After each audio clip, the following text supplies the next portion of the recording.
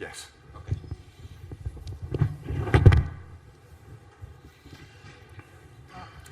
Maybe some people. Okay.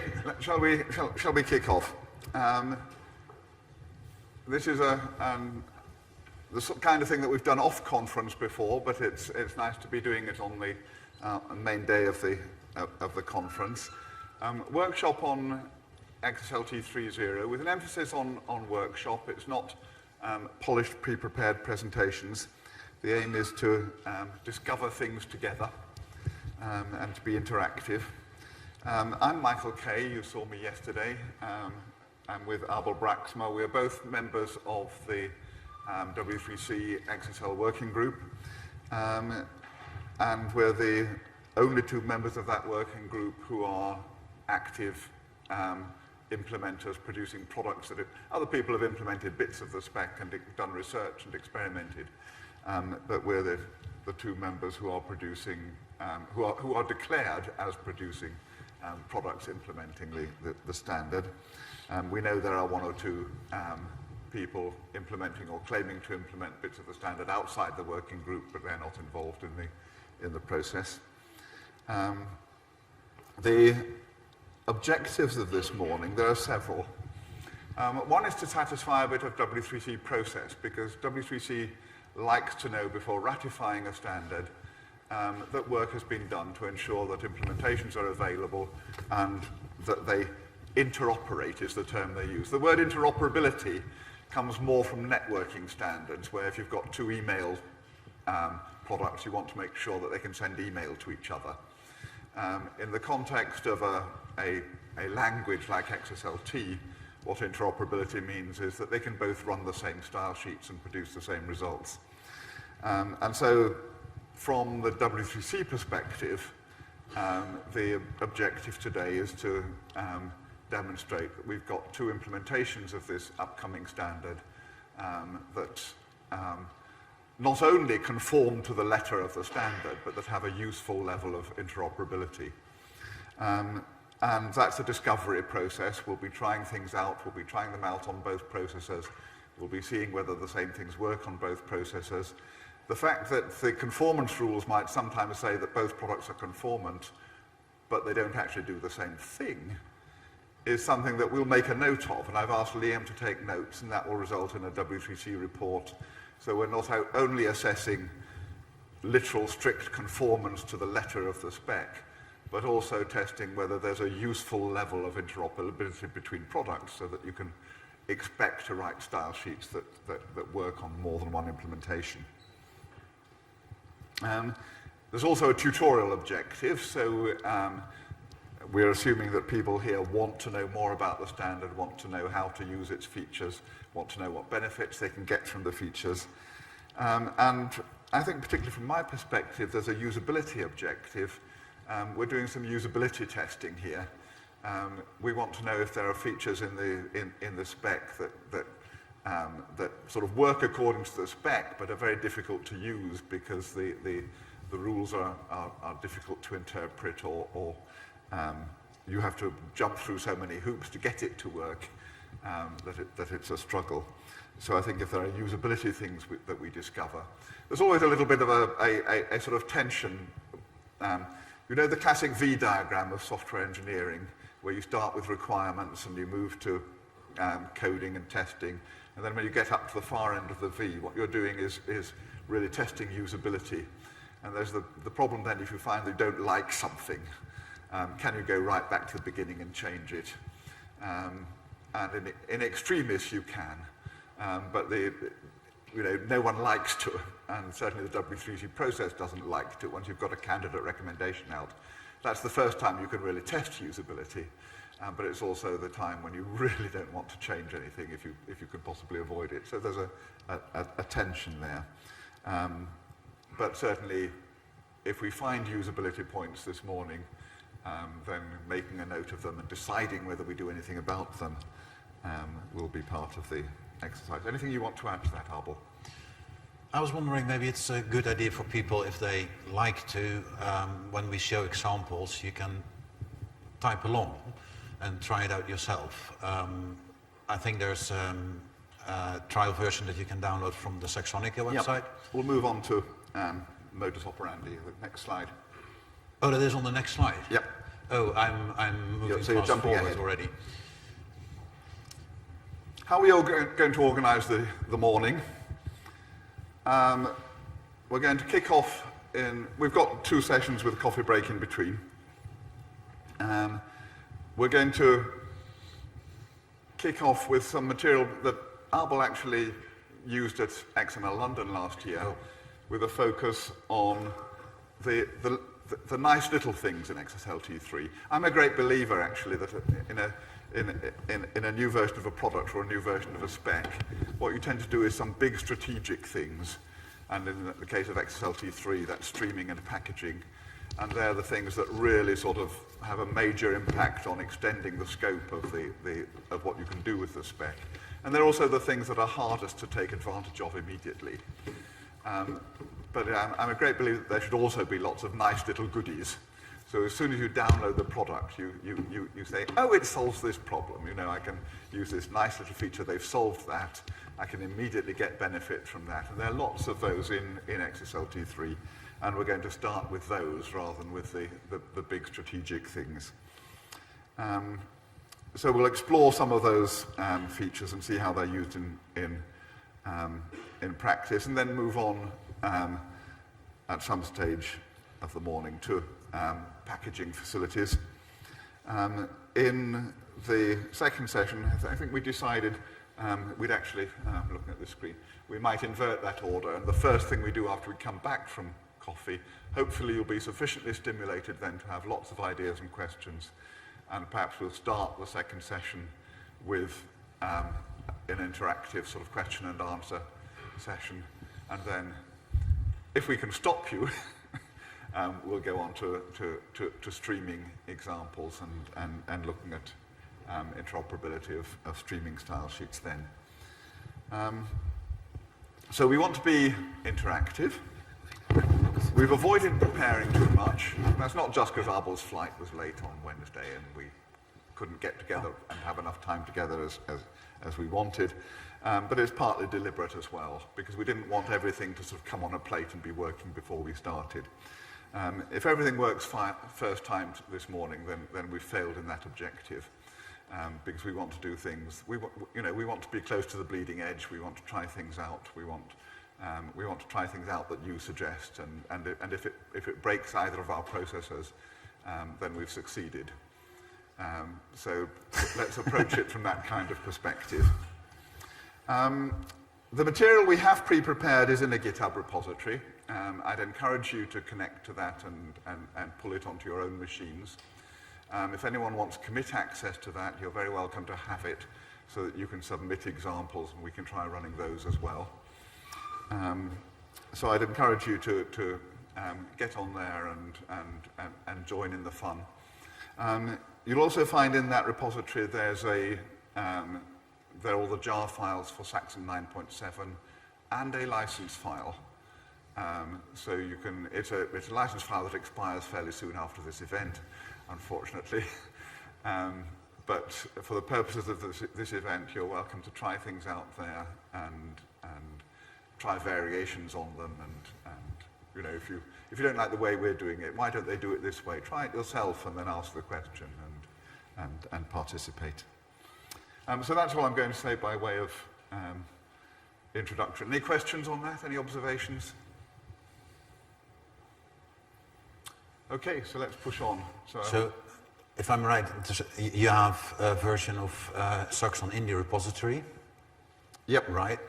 A version of Exselt is not in that repository at this moment. If you would like to try it out with Exselt as well, you can download a beta version from the Exselt.net website. It requires you to just give your email, but other than that, we will be very, kind with the data. So there's the maybe it is a good idea to quickly go over the list of new features. I just happened to find a page where I listed them together. Would you agree, Michael? Or yep. Do you think yes, we should? You go ahead and do that. Yep. All right. So I'm going to, I hope that is kind of readable even for the people that still sit in the back. This list is relatively long, and I'm going to quickly rush through it because I can't introduce and explain everything right in the beginning. It will be just too much information, but it can give you a little bit of an idea of where we will be going to throughout the next 1.5 sessions. One of the penultimate main big features of XSLT 3 is packaging, which allows you to create library modules that you can distribute to other people, and they can use it in a similar fashion as library modules in other languages like with Java or C#. That comes with the instructions use package or override. With override you can change the behavior of certain functions or modes or named templates. Use packages is used to say like, okay, I want that package and I know the name of it and the version that I want to use. Iterate, some people have some trouble with for each when you have to carry along a variable that is supposed to change, like an accumulator. With XL iterate, we make that a little bit easier.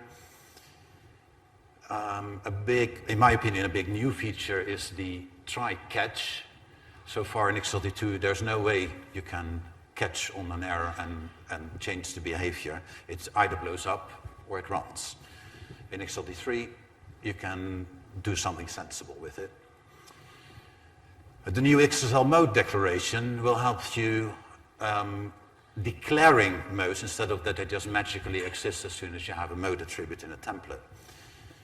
The XSL on empty and on non-empty help you with situations where you typically would write a lot of XSL if statements to make sure that if there is no data in a certain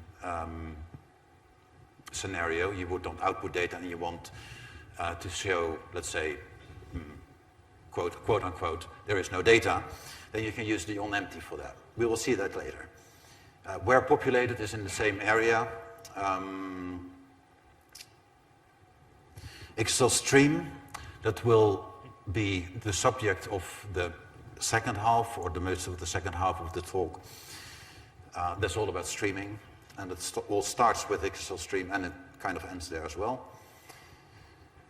Merge is a big, impressive new instruction that you can use to take several sets of data and to nicely merge them together, ordering them along the way, or if it's pre-ordered, you can even use merged streaming. Accumulators are, you declare them on a global level and they accumulate certain information, like the total sum during, when you go through the records. And it keeps the tally of where you are. XSL fork, well, not much to say there right now. May get to that later. XSL sequence can now take a sequence constructor similar to XSL value of. XSL map and XSL map entry. Maps are a new data type in XSLT3. Actually, they are a new data type in XPath 3.1. And XSLT3 borrows from that. And with XSL map and XSL map entry, you can declare maps.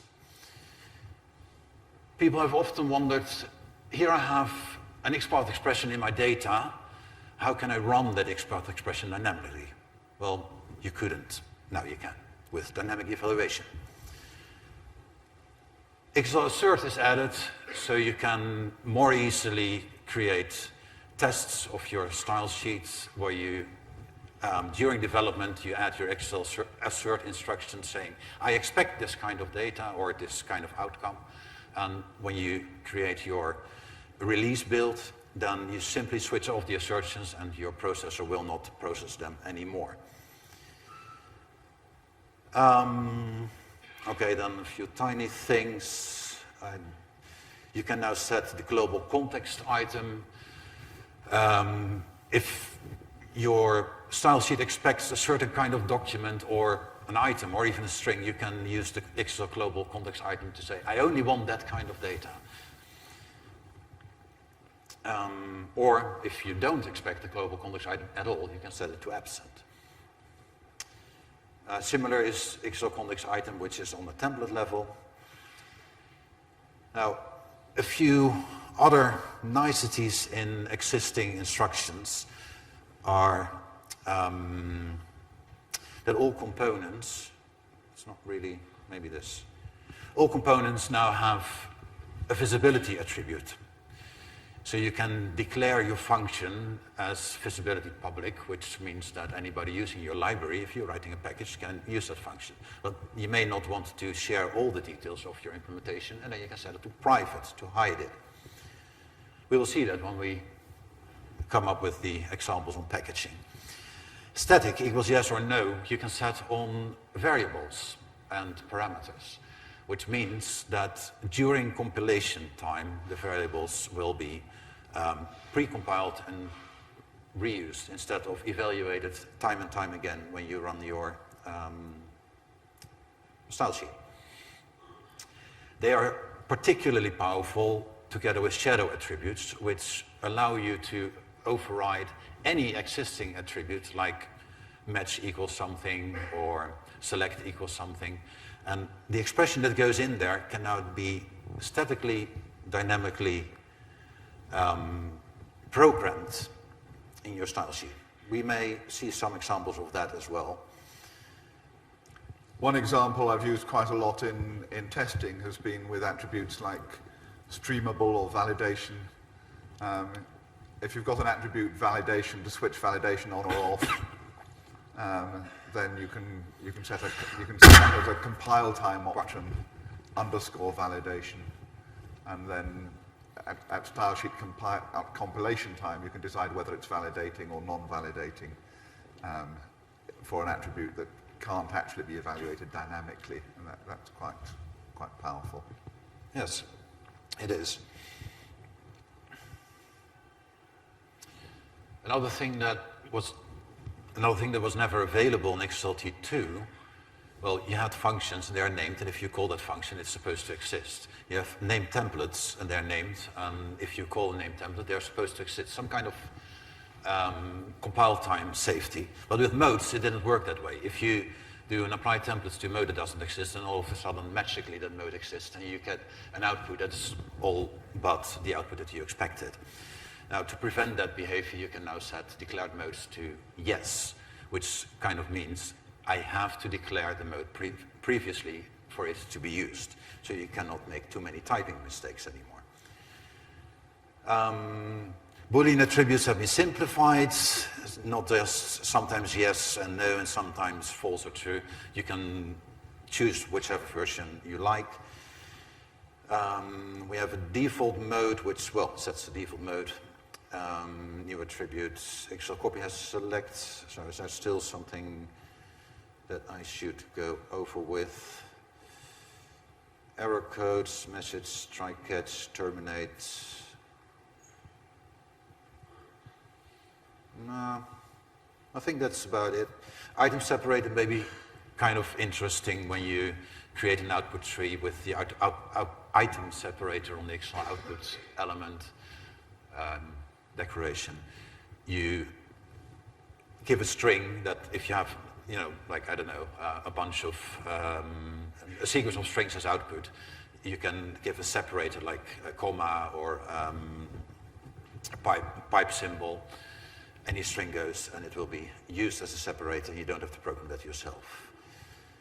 Now there are a couple of new XSLT3 functions. XML to JSON takes an XML document and creates JSON from it.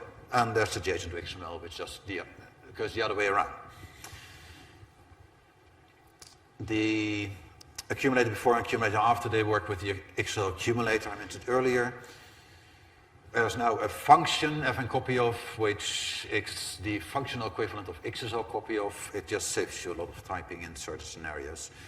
Snapshot is the same, but it keeps the ancestor tree. There's a couple of functions that work with map, like map merge, which merges two maps. Map size gives you the size of the map. map removes an entry from the map, and so on. We will get to them there when we get there. You can now get the current output URI. Sometimes that can be useful to know, like, what the heck am I writing to? Then you can request what output URI is being used. Element available used to be there already. Available system properties gives you all the properties. A couple of system properties have been added with the new features. The ones that have been added are support streaming, because streaming is an optional feature. So with support streaming, you can ask your processor whether or not it is supported. With support dynamic evaluation, that is a little bit different in the sense that you can use this to ask whether or not, no, I'm saying this wrong, right? How was that again? With you can switch on and off the dynamic evaluation, and yes, XSL evaluate is an interesting one because there might be some processors that don't support it at all.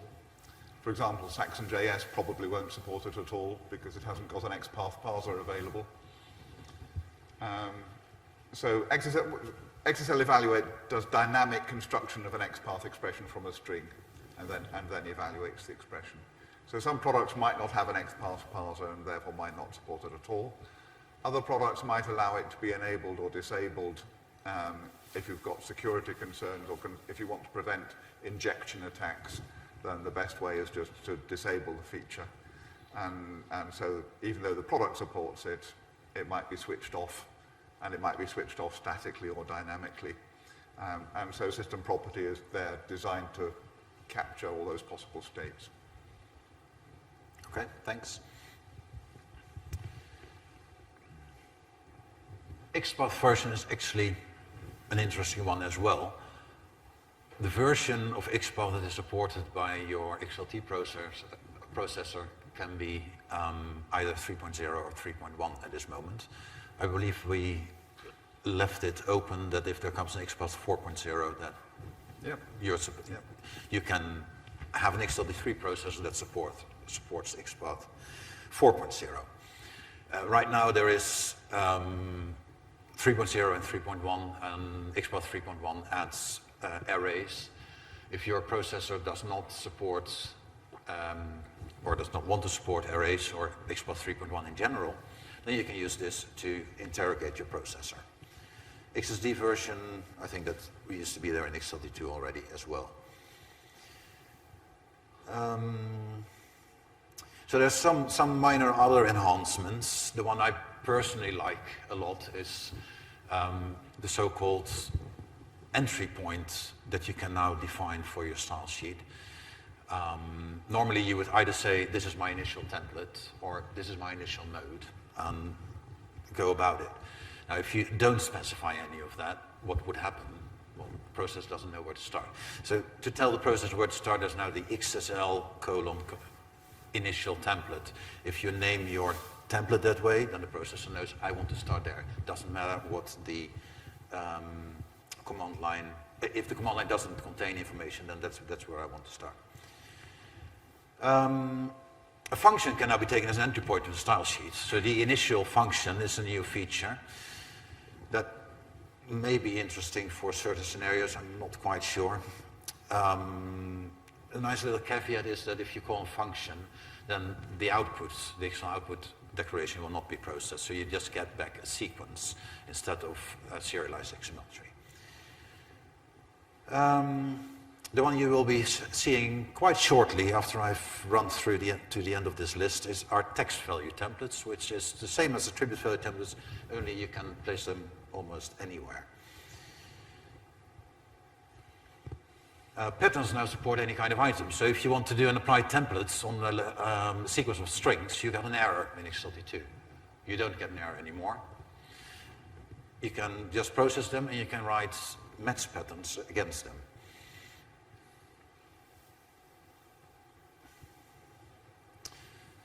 Composite keys, record expression, except show length string, well, and we have gotten rid of the differences between Recoverable dynamic errors and certain implementation-defined recovery actions, they don't exist anymore. So now when an error is described in the XSLT3 specification, it is always that error or never that error. Okay, so that was the quick run through to, I think, most Yes, of incidentally, the... one thing we're not covering today that might be of interest to people is backwards and forwards compatibility. We didn't put that on the list simply because we don't think there are any problems. We are not aware of any backwards compatibility issues in the new spec. As far as we're aware, every XSLT 2.0 style sheet, at least if it's conformant, should run successfully under an XSLT 3.0 processor. The only exception might be if you've relied on things that are implementation defined or vendor extensions or whatever, where you're outside the scope of the spec itself. But you know, if you were within the scope of the 2.0 spec, then we're not aware of any backwards compatibility issues. There's no sort of 2.0 backwards compatibility mode that there was with the 1.0 to 2.0 transition. So it just occurred to me that some of you might be interested in the transition aspects, and we haven't included them because we don't think there's a problem.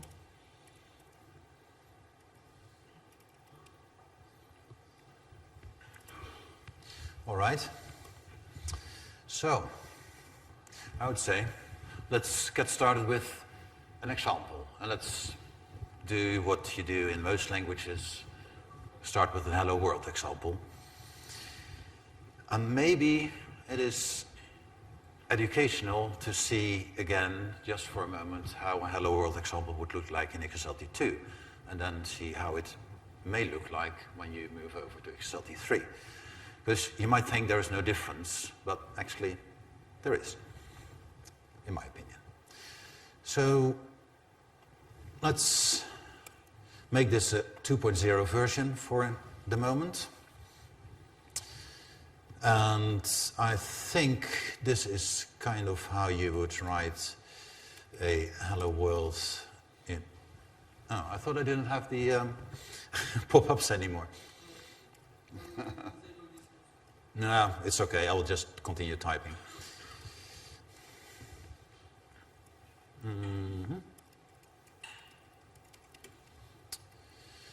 Now, I have an input document, hello world, which contains a root node book, and I have created my typical hello world starting point in XSLT2 style, which matches against the book. If I didn't make any glaring mistakes here, then I think this is supposed to work, and we are supposed to see hello world in the output.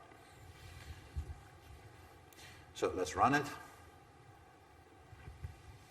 Okay, let's run it, I said. What's your source document? Hello world XML. But I think I just don't click hard enough. Yeah, that's what it... Well, there you have hello world. And in the typical hello world scenario where you really want to output hello world, there's a little caveat here that I would like to get rid of, which makes the hello world in a 2.0 style. Actually, that is in any style. Is this in the repository? No, I'm just writing this up while I'm speaking. Right. But I will, I mean, when done, I will, any changes I make, I will dump into the repository if you would like to try that at home as well. So, okay, I think now I have my hello world. All right, any questions so far? Because this is really the moment you should ask them if you feel like, I don't understand this. Don't be shy, just speak up, because I have no problem explaining this example, because if you don't understand the hello world example, it may be a little bit tricky to get along in the next couple of hours. No questions? I don't see any expressions that nobody understands this, so good. So let's move on then. Let's change this into an XSLT3 style sheet. Well, the first thing that you need to do, obviously, is to change the version. If anybody is typing along with me, then I think in this tempo that shouldn't be too hard. Now, Michael K. was just saying there are no backward compatibility issues. So if I now run the XSLT 3 style sheet, there should not be any change, right? Let's see if that's true. No, there's still hello world. No change there, no big surprises. It just works. Now, I said that a hello world example looks a little bit different than XSLT 3. Well, since we have the backward compatibility things, we just make work with the existing hello world example, and it just works. But if I were to write a hello world example in, say, C++, I start with int main and printf hello world.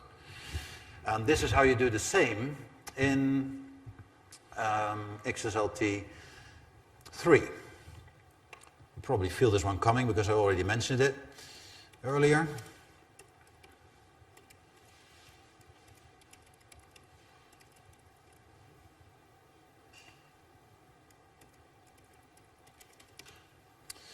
So,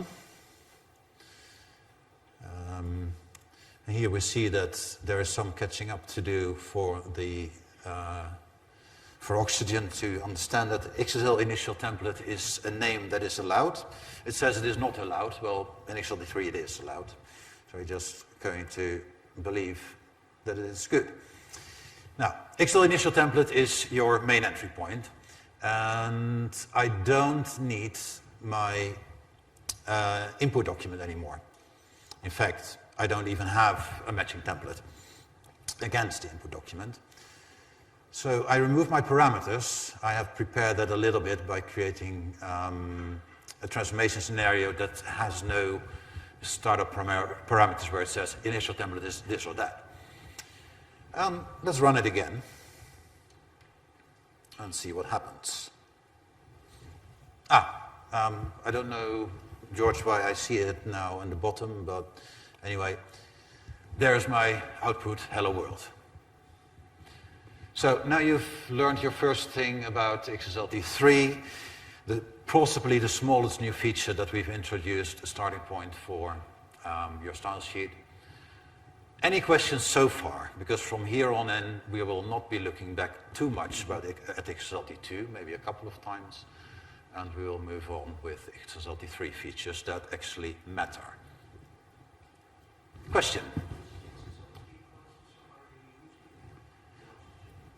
It is that one. It's called Exselt. Oh, it is not really readable, right? So Exselt is the processor I'm using. It's my own processor, which I've been writing for, I can't remember how long. And you can download it from excel.net if you want to. Oh, yeah, right. Maybe that is a good question, because I don't think I've put up any instructions of how to do that. So if you've downloaded it, if you've installed it, that's your question, right? How to go about? Yes, so let's see that. So click on Options, go to Preferences.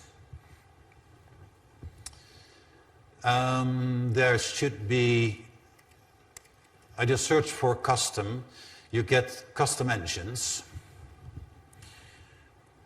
Maybe I will be nice and update the installer to do this automatically for you, but that's a to-do. Now, you click New, and you get this screen. You type in the path, -XML. Is it at all readable? I don't think so, right?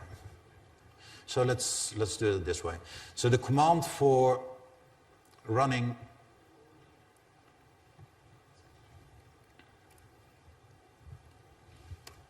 the style sheet is this.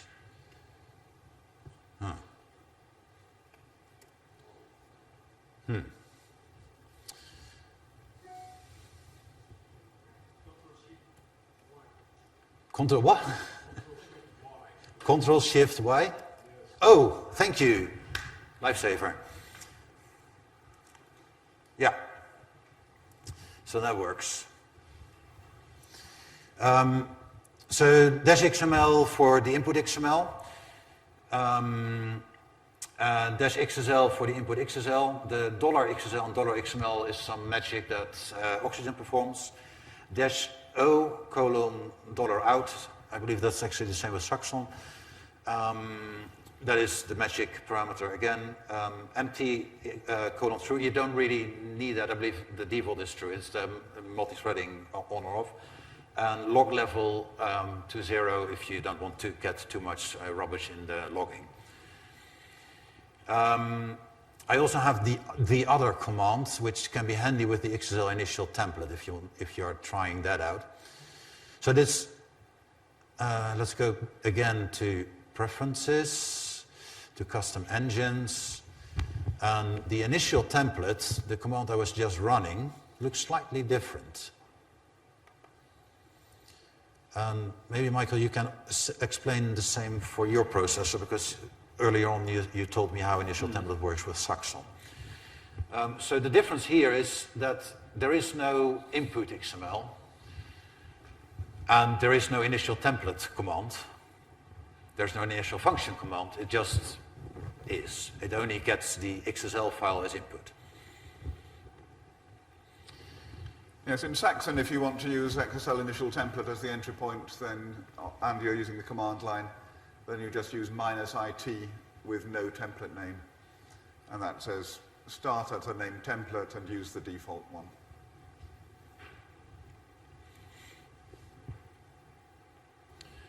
You managed to get it configured?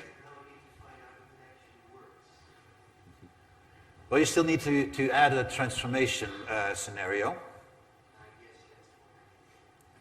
And if you have this screen on your right and you see the plus sign, you know how that works? Okay, good. Can you go back to the style sheet? And then I'm trying to see if I can run the same thing in Saxon. Unfortunately, I've switched that screen off because it shows such a tiny proportion, it condenses everything so small that I can't find all the buttons. And so I'm having to switch off, do it here, and then I'll show it projected again when I've Should I give you the yeah, so we're doing XSL initial template, hello world. So would you like to project on the main screen? Then we can't see both. Let's project back to show where I am.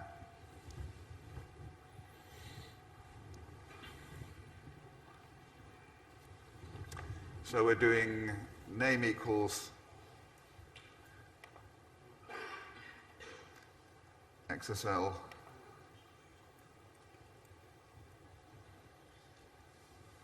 template. We're seeing squiggly lines from Oxygen because it doesn't recognize that yet in this version. Actually, Oxygen uses Saxon for validation, and we use the previous version of Yeah, that's right. And the previous version of Saxon didn't.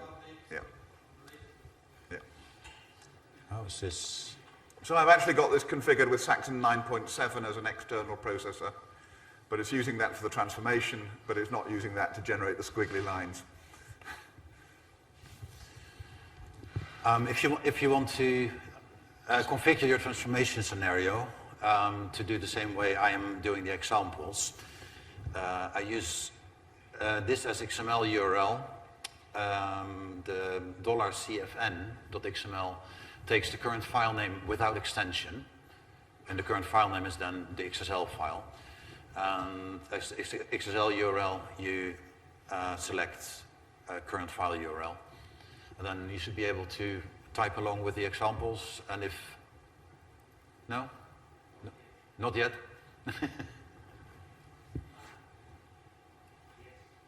Yes?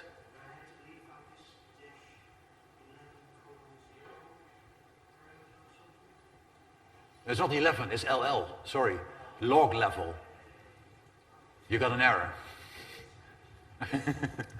Sorry. Right, I just found something interesting on my screen. I tried doing the XML declaration equals true, because Abel had just told us that all Boolean attributes can now be true or false, as well as yes and no. And I found an error message that says it must have the value yes or no. Oh. So perhaps it doesn't apply to serialization attributes. Liam, make a note, please. That's what you say. It works. It works with true for you. Yep. Okay, good. Right, we found something. It's worth the morning. And I'm sorry? Ah, that would be interesting. Yes, that might be relevant. Saxon has pretty complicated rules for deciding whether to allow 3-0 syntax or not. And I'm rather conscious that the rules are far too complicated. It depends on what you specify on the command line and what you specify in the style sheet and what the time of day is. I can never remember what the rules are. And that's a Saxon problem rather than a spec problem. But it would be nice to be clear on that. Let's see if this allows true.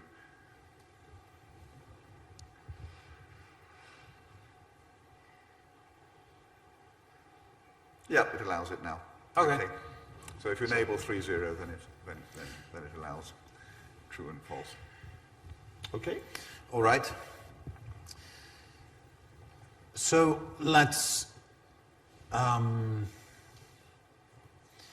move on a little bit further and say you want to say hello world and the current time of day or something like that. Now, in the XSLT 2 version, you would probably write something like this.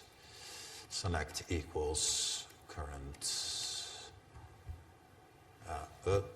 okay, current time. Good enough for me. And this will just work. Okay, I get the default formatting, but we'll just leave that for now. Because the XSL value of is something you see in abundance in any XSLT 2 or actually XSLT 1 style sheet for that matter. In XSLT 3, you might start to get used to seeing a lot less of them, because here's what you can do. I have to inform my style sheet that I want to use the expand text feature, which is a more understandable English than content value templates, because that is where what the actual feature is called. A content value template is the same as an attribute value template, only you can use it in places where you have content. Now, content is any place where you have text. At least that's the way the feature works. So how does that look if I use my attribute value template style for text? It's supposed to just work like this.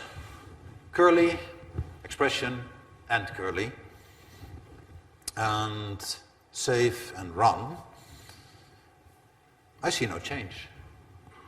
It probably just worked. Are you still with me, Michael? Yep. No, you have different output than I have. Do I? Yeah, slightly. White space issues. Perhaps I actually formatted it differently. Yes. So the new lines You there have are the same? significant.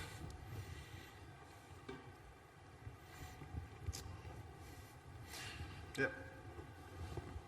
It is, by the way, a thing of slight annoyance with the content value templates, the white space issue, because as soon as you have text, white space matters. And The other difference is that I leave my machine on GMT when I travel abroad, so I'm in a different time zone. okay, fair enough. Both true and yes are accepted as values. You use Yes. True, yes, and 1 for positive, and no, false, and 0 for negative. Yeah. So if I say yes there, it's still okay. Yep. And not just in a XML declaration, but any attribute. So I can do that here as well. The reason, I mean, you may not really want to write 1 because that is not very, human readable friendly. True and yes are just more understandable when you see it. But if you write, you automatically generate your style sheet, or you use the shadow attributes that we will see in a not so long while, then you get the output of an expression. An output of expression is well, sometimes true and false, but also sometimes just 0 or 1. And it's just a bit easier to use. In particular, if you have an attribute value template in there and the value is a Boolean, then the Boolean to string translation is going to give you true or false. And you don't want to have to manually convert true or false to yes and no. So we decided to accept true and false. And then obviously accepting 0 and 1 because those are part of the XML schema value space makes sense as well. Maybe because I've mentioned shadow attributes already a couple of times, so let's just see for a moment, we'll may dive deeper in it later. Let's just see for a moment how they work, so you have some faint idea. Question, Moos? I saw you.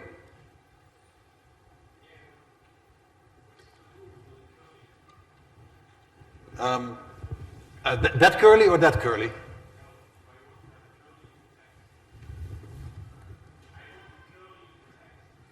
Oh, you double it.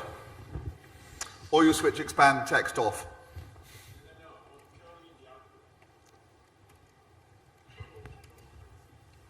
Oh wait, I have an error that that was the part of what I wanted to show next. So, see the difference? Oh, that's hard to see, right? Hold on. Let me change my scenario a little bit so that people can actually see what's coming out.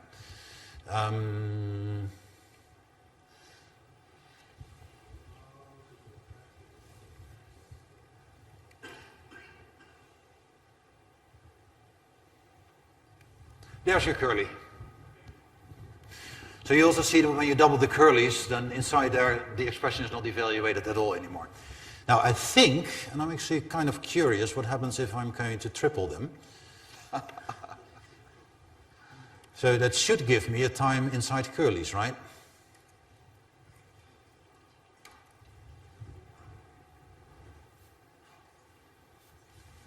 It works. Yep.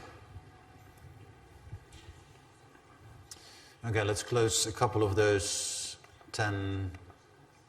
The other thing is you can switch expand text off locally like this.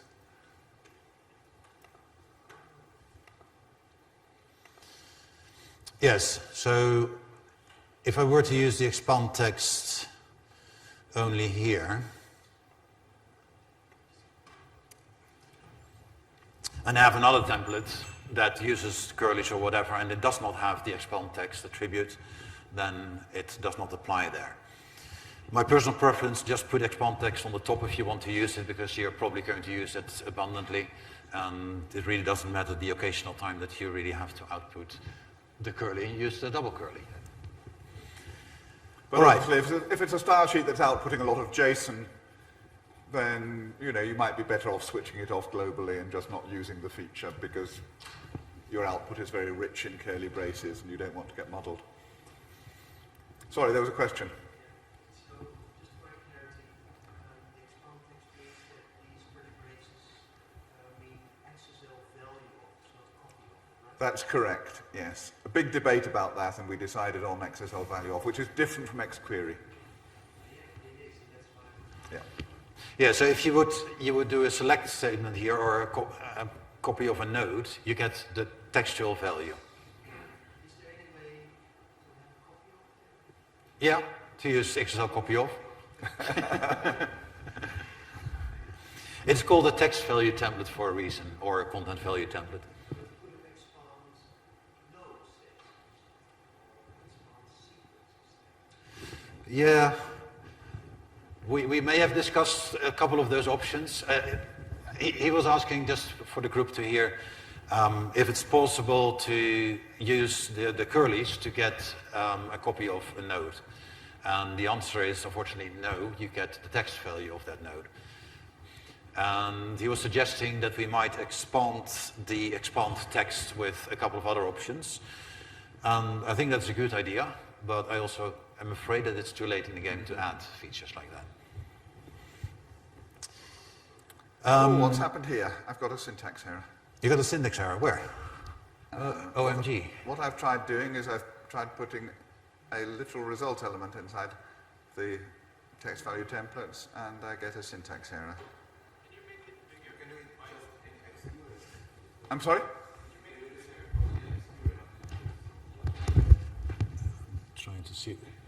That shouldn't be a syntax. Yeah, that should be a syntax error. Shouldn't it? No, it is a syntax error because it is an illegal expression.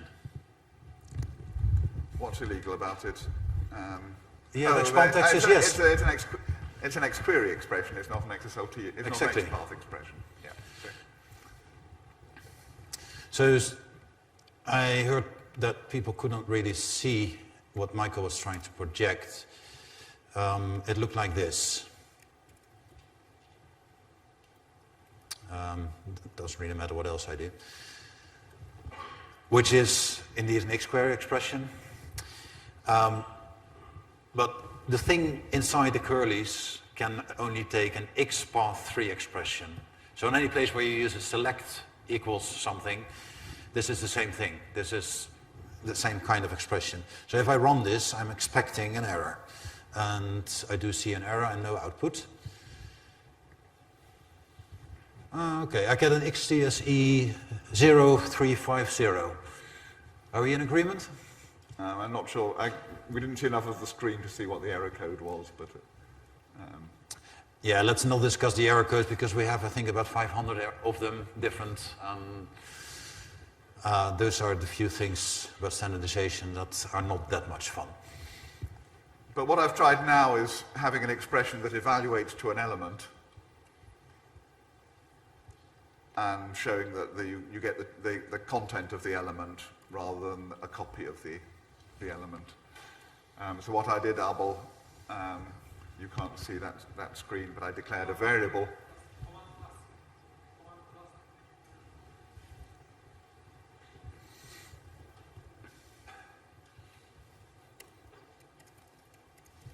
Can you read that? I did tell you to come forward. Something like this, Michael?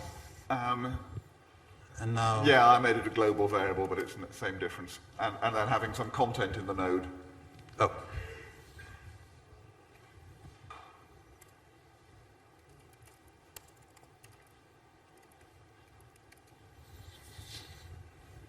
Oh.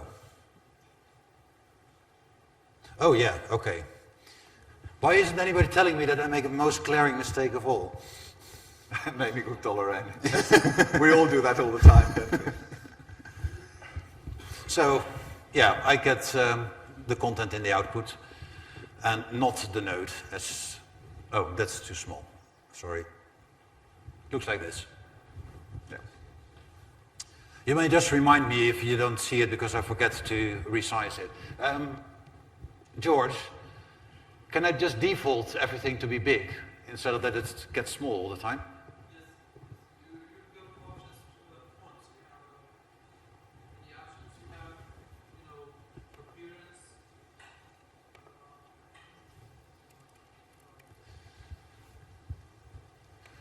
Anyway, I do see you.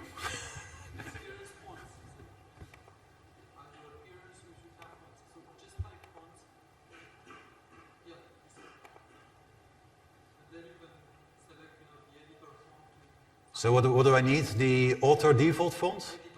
Editor font.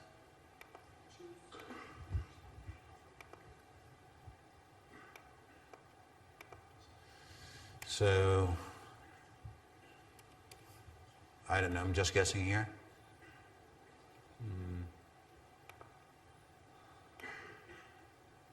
Okay, that seems to work, right? Maybe it's a bit too big now? Is it good? Yeah? All right. I can show a little bit more space here. We don't want to see the errors all the time anyway. Okay. So if I run it now, then I don't get...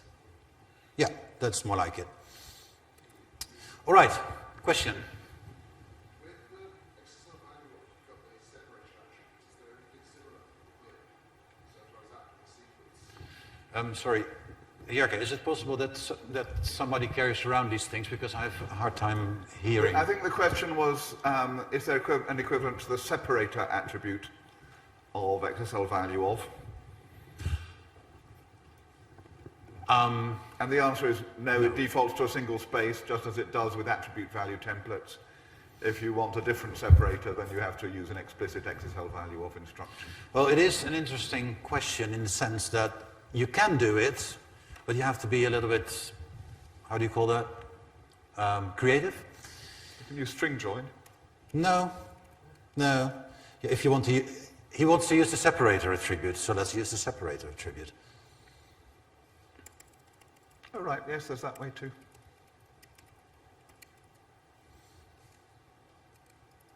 Oh. Come on. So, now, most people seem, I mean, I've heard at some point that most people don't expect that XSL value of can have a sequence constructor, but it can. So I expect now that the separator you're talking about kicks in. Do you expect that too? Yeah? Okay. I've never tried this, so I'm really not sure if this works. Okay, I think it doesn't. But I think it is supposed to work here, Michael, or isn't it? It's not working for me either, and I'm not sure why. Okay, here's my take on it.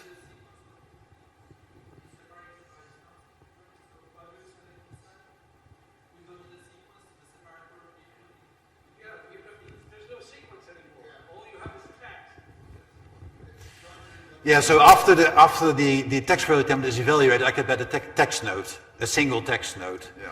And the separator doesn't kick in anymore. Okay, so I tried to be creative, it doesn't work, I'm sorry.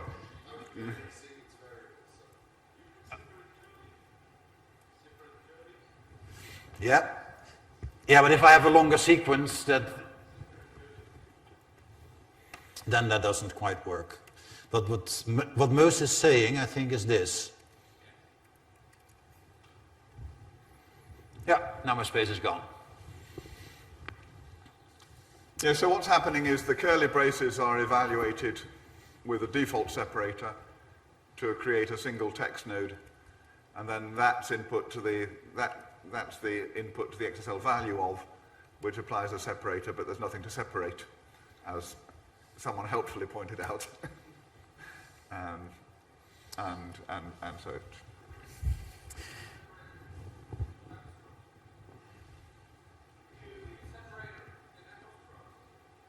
the separator and apostrophes. No, it's not an expression. Well, you can add an AVT in the separator attribute, but it's not an expression by default. So it wouldn't have helped. So there was the white space issue. I get to you in a second. So there was the white space issue. Oh, and apparently an error. Why is nobody saying that there's still a dollar in there?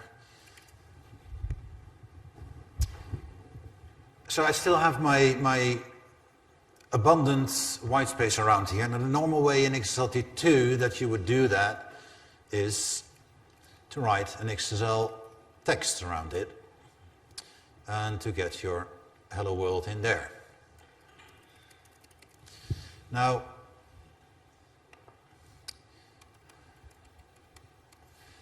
this is all nice and everything, but it's still not really what I wanted, because I wanted to get rid of all the space. Yes, George is right. This used to be the case up until about half a year ago in the spec. And in the very late stage, we decided that it was not very handy that you were not allowed to use attribute value templates inside an XSL text, because an XSL text is supposed to be static. Well, not anymore. So what George is suggesting, that was, I'm not sure if anybody heard what he was saying, but it was, I think, to put it here, right? And I think he is right, because this is still working. I didn't catch what you showed up, sorry. Oh, this is what I showed up. So I was trying to get rid of the abundant space, because as soon as I use the curlies, right, it becomes significant white space, and I get a whole lot of stuff that I don't want. if I want to have nice layout. Yes, another technique I find useful is to put the curlies there.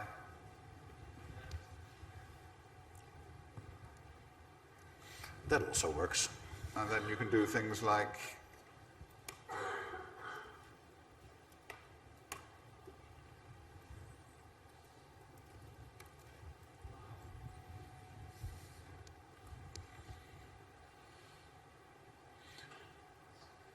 Anything I need to type along? We're still of current time. yeah,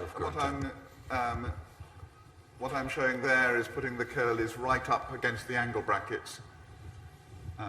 So if you... Oh, at the outer, here. So here. If you want to look at my screen here. Yeah, You meant that. that's right. Oh.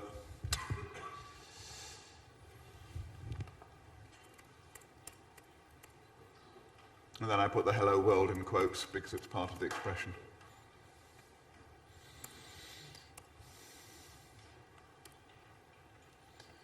All right. No, I'm still not there. And I used a comma, but you could use a concat operator as well. Okay, let's concat. The concat operator, now that we are there anyway, is an XPath 3 feature. It wasn't added in XSLT, but I find it extremely useful, as you can concatenate with an expression multiple strings together. And if the things that you're concatenating aren't strings, they will be converted into strings. And since any type is convertible into a string, except for a function, that will just work the way you would like it to work. Okay, so enough of attribute value templates and text value templates for the moment. There was a question from Charles, I believe. I was just referring to the separators between items in a sequence, so like you've got coming out of spaces. And I think in the serialization spec there's the item separator output object. Yes. Yes, it is a very good question, because I actually asked the very same question to Michael Kay. Why is the item separator not working? Because what Charles was asking is, we have XSL outputs and there is the item separator equals whatever. So what will we do? Let's say this. And now if we have a sequence, you were hoping that the item separator would be used to concatenate any sequence that is used inside a content value template, right? Well, I have to disappoint you. It doesn't work. The reason it doesn't work is because the XSL output declaration affects the whole of your transformation. So by the end, your whole transformation has been done. You have a nice bunch of text nodes that you created inside those content value templates. And if the result of the whole transformation contains multiple items, then the item separator kicks in. Item separator was invented for XQuery. And in XQuery, the result of a query is typically a sequence. So the query 1 to 10 returns a sequence of 10 integers. XSLT traditionally always returns a document as the result. So if your main template, if the body of your main template is 1 to 10, then the result of your transformation isn't a sequence of 10 integers, it's a document containing a text node, which is the result of converting that sequence of 10 integers to a string. Now in XSLT 3, we also have a mode of execution, particularly appropriate if you invoke the template through a function, where you can return a sequence of 10 integers without having it wrapped in a document. And there's an option on result document and on XSL output to say, don't wrap it as a document. Don't do it the traditional way, do it this way, so you can get a sequence of 10 integers back. It only really becomes visible when you start using an API rather than command line, because on the command line we always serialize the result, and so you can't see exactly what you got back. But if you're invoking from an API, and you want a sequence of 10 integers, you know, what are the distinct values of the profit of the top 10 companies? then you want a sequence of values back as the answer, back into your application. And you can get that sequence of integers back by setting the right options on the API. But of course, the actual API is outside the control of the specification anyway. No, I think you can beat the API. I've been typing while you were talking. Okay. We were talking about a sequence of integers, and Charles was asking how to get the item separator to work to get something to separate the items. So let's have a sequence of 1 to 10. Now, to instruct the processor that you don't want the typical default document node as the output, in which case the item separator has no effect because you get only one document node, you use build tree equals no. With that, you tell the processor, do not build a document node. It's maybe a little bit of a misnomer. It's called build tree, but it's actually saying, do not build a document node in the output. And leave the things as is. So build tree equals no. And item separator equals, how do you call that sign? Pipe symbol. And now I still have to be a little bit careful because in many cases in the style sheet you will magically create your document nodes anyway, for instance in an Excel variable. But not in this case. I have my initial template and I let the template return a sequence deliberately. And let's see if the item separator kicks in. Okay, so Saxon 9.7 is telling you that item separator and build tree aren't allowed on XSL output. Oh. So that's an unimplemented feature. Okay. And you do have it on result document, or? I'm not sure, actually. Let's try it on XSL result document. I thought it was. I wasn't aware it wasn't implemented. It's something we need to look into.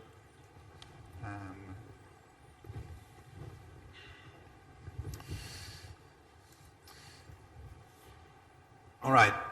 Meanwhile, you tried it out. I'd move on to something slightly different than CVTs and TVTs and item separators. I promised before a few questions came to quickly show shadow attributes and how they work in practice. So let's... Yes, it's not rejecting it on result document, but it's not doing anything with it either.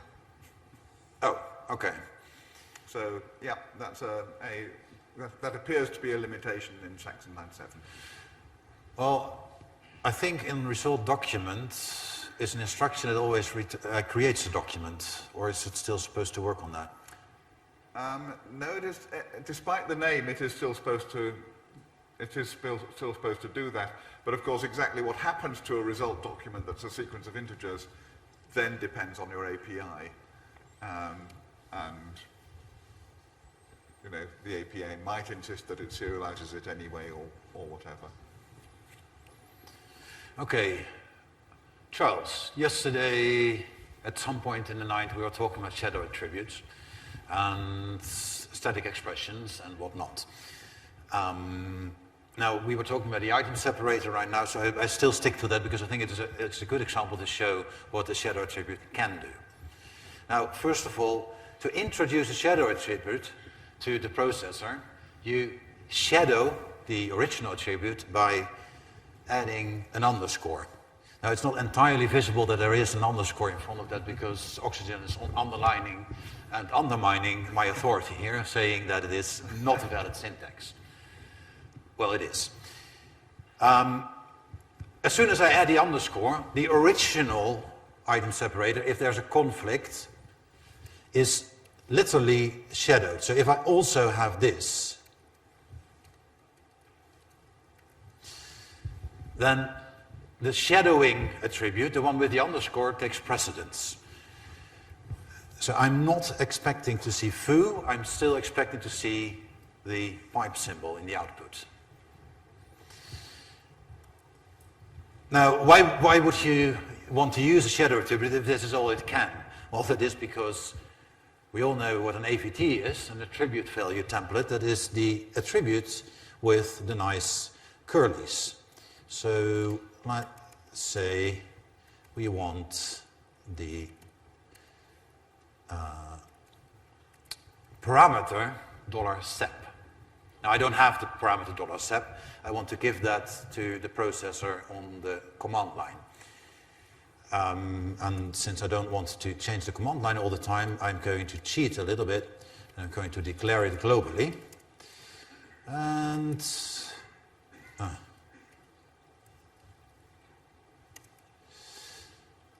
name is sep.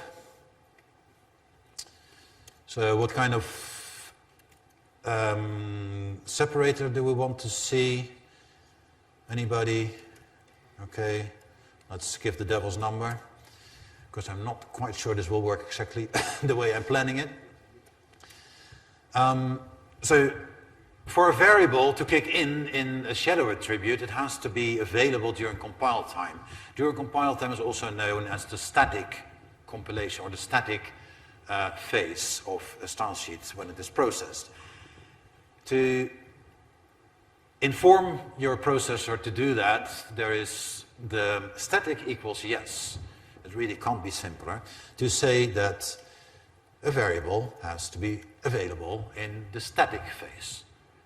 That does not remove the ability to use it after the static phase in the dynamic phase. It will still be available in the dynamic phase, but at least it will be compiled before anything else in your process, in your style sheet is compiled.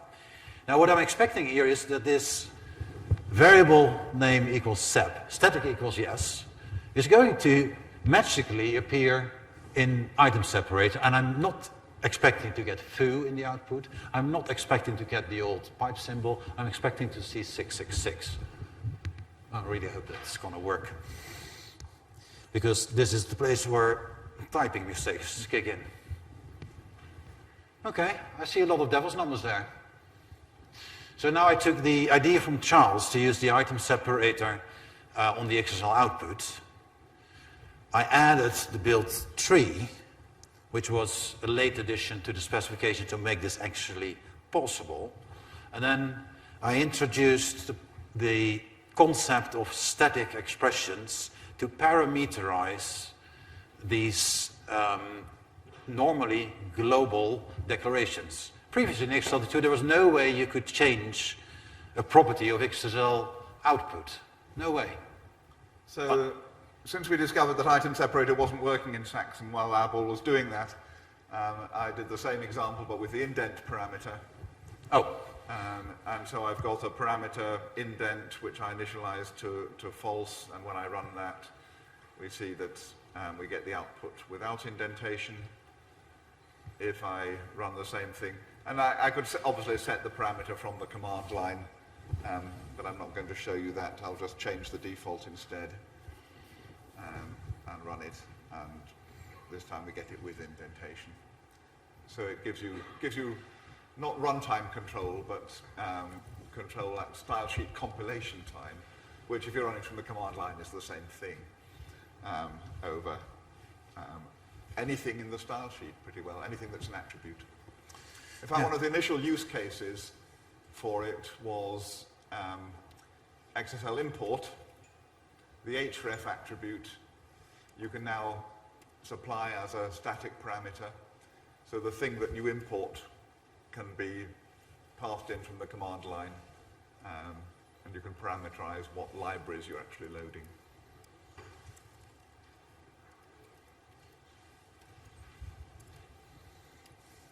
Just to show that you can use any expression, because I was using just a string earlier. There are some limitations on these static expressions that has to do with the fact that during compilation time not everything is available. But in the past, in XSLT2, in the use when expression, those limitations were quite severe. Now not. In the static expressions, you can use other static variables. You can use any XPath3 expression without being the obvious limitation is you can't access the source document because it's not available yet. Also, I would like to disagree with you there. Well, if you would give the source document in a static parameter, that's true, yes. Then you could load that source document because the doc function is actually available. Yes. Whether or not your processor actually returns something sensible from the doc function is up to your processor, because your processor is allowed to say, I don't load any documents during the static phase. But in general, that would work. Most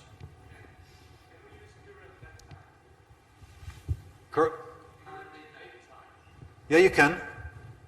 Where? Which time is what? Oh, yeah, good question. The date time of compilation can be different from the date time of runtime. So a static variable that refers to date time gives you the date and time of compilation, which can be different. But let's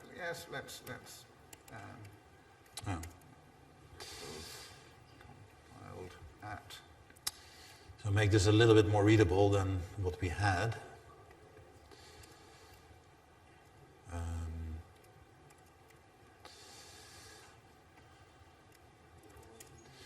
All right.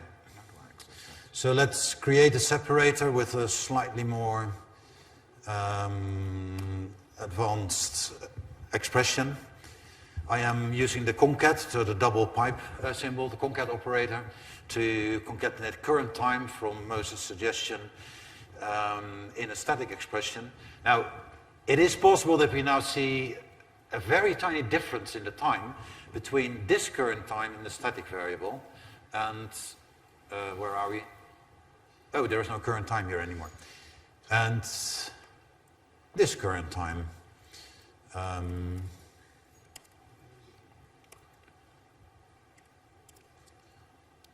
need to have at least two, because otherwise the item separator is not going to kick in. Now, okay, this is not going to be very readable. So, the first one is the current time function from the evaluation time. And then the second one, including the pipeline symbol, is the dynamically, statically created expression. And they are potentially different. I'm saying they are potentially different. I'm not saying that they are correct. Well, I did the same thing with lazy evaluation, all sorts of things can happen. It is a good question, and lazy evaluation is probably what kicks in here. We try to, well, actually, I would have expected it the other way around. What we try to do is that anything that can be compiled statically, we compile as early on as possible. Now, that's interesting in this case, because apparently our processor first sees the XSLT sequence select statement and sees it as a static expression. As such, it happens to first compile this. Since the other thing is a variable, a global variable, it may be set on the command line, so it will delay the use and the evaluation of it. Furthermore, it's only needed in the very latest stage when the output is generated. So even though the variable is static, the processor is definitely allowed to postpone evaluation of that step. At least I think he's allowed to, otherwise I'm having a problem here. Yes. If you haven't used the variable at compile time, then the evaluation can be delayed until it's used. In the Saxon case, I'm getting different answers and the compile time is earlier, so it looks as if the static variables are evaluated during the static phase, but I don't think the spec requires that. I think you just, Moos, did not just an interesting discovery, but also a potentially interesting feature. At least in this case, and it's probably very processor dependent, but by using it in the item separator, you can get the time at the end of your processing, and by using it in a somewhat static expression as early on, like in your initial template, and of course you have to make sure that it is going to be used, because otherwise it's just going to be ignored. You can get the full processing time from the start when the initial template kicks in until the output is being generated. Can I suggest a time check? Hirka, how long have we got? 5 minutes before the coffee break. Okay. So what we'd want to do with our 5 minutes, Abel? In 5 minutes, what do we want to do? Well, let's take some questions. You were also asking questions all around, and when I ask for questions, I don't get any. Maybe it makes sense that if you have a function that calls the current time and things like that to not evaluate that lazy, evaluate it. Eager. Yes. Yeah. We actually have that option in the how do you say, API, but that is very undocumented at this moment. But we use that to during debugging, essentially, to be able to switch eager on and off to see what's happening if we have different results. And if there are people that would like to use something like that, we could change that into a feature. Sorry, George was asking whether or not it was possible to force eager evaluation of variables. Well, I was saying when you have the functions based on time, you know, like the current time and things like that, because if you put them in the style sheet, you know, you probably want that to be executed there, right? You mean you want to see only one and the same time all the time? No? Yeah, that's another issue with the. So, I mean, there's a rule anyway that current date time returns the same date and time if you call it repeatedly for functional purity reasons. And anything that tries to disrupt that functional purity becomes somewhat implementation defined as to what happens. And since Is there another question there? since that doesn't apply to It doesn't apply to static ones. No. Exactly. Those are considered two phases. Any other questions? No? I would like to add something I forgot about the limitations of the static expressions, and it is you cannot use your own user-defined stylesheet functions in there. I'm sorry, you can't. But what you can do is use the new function, anonymous function syntax, to create inline functions. And you can do that inside a static expression, assign it to a variable, and then you get your own static function that you can subsequently use. That will be an exercise for another date and time, I think. I think it's coffee break time. I'm just going to try that just to see. Oh, you want to see it? Well, in that case, I can do that too. So let's turn this expression into an expression that returns a function item. That syntax for a function is, you just have to believe me there, is supposed to be this. Now, $sep has turned into a function item, so I cannot serialize it anymore, and I have to call it. And to call a variable that has a function assigned, I just have to use the typical parentheses. Let's see if this works and I still get something like a time. I do. Yes, exactly. I have just programmed my own item separator function that can be statically declared, assigned from the command line, and so on and so forth. I mean, I can even do this. So let's separate the item separator by adding a param to the item separator function, and instead of the ubiquitous current time, I'm going to do something here and change this to a different kind of hello world. Let's see if that works. It works. So I just created a static function, removing the limitation in some way to be able to use stylesheet functions, and called that static function from a shadow expression in the XSL output. If you're still with me, then you're well on your way to becoming an XSLT3 expert. Thank you for now, I think, unless, Michael, you want to add something? No, I've just got... Oh, Mose has a question, of course.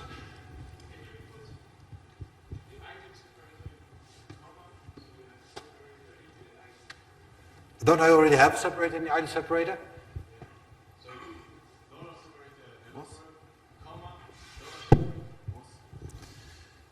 Are you saying that you want to do this? Where are you? No, in the underscore item separator. Yeah, but what do you want me to do there? You define the item separator as itself a sequence. Yeah? So what would be the separator of this sequence? The result of the string function, which I think will be an error. Okay. No, no. The required type is a single string. Okay. No, an AVT follows, even the static AVTs, follow the same rules as simple content construction. So you are allowed to use a sequence, But but you then take you the look at first one. then you look at space separated. a space-separated sequence. And that would happen, for instance, if I return a sequence here instead of a string. At least I think that would happen. I've never tried this at home, and I for sure shouldn't probably. But let's see what happens. What was the thing? Hello world space. Yeah, here's my extra space. Okay, let's not deprive them of coffee any longer. What's our resume time, Hirka? 12. So, resume here at 12. Yeah. Okay? Get rid of these lines for you. Oh, thank you. Thank you.